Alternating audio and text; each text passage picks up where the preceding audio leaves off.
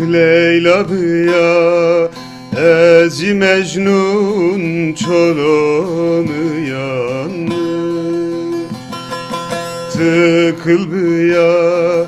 ezvabı ya velomu yandı Bebevinin halimi kulomu yandı Ah kone ben o bahçemi veşne ben adır betamı vakatomu yandı Bebevinin halimi kulomu yandı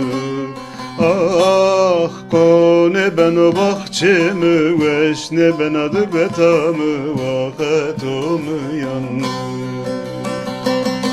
Neber mi yar Neber mi yar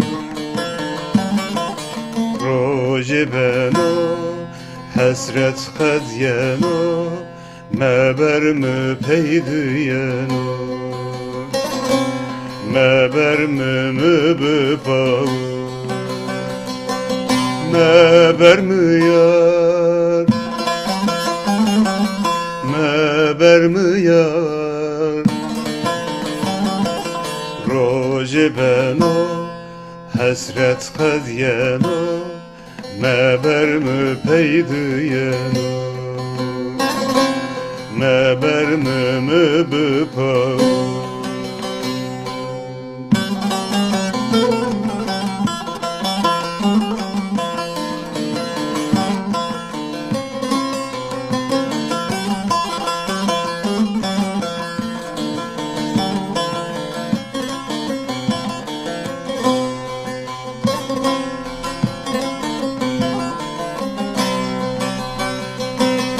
Selam et o, kelam et o, nedir beti Netecufun bevinaye helmde peynide Tık şoyar tık vradım ho virakı Ah guni bodur betamı hopam bo bahçemi vakatimi yandı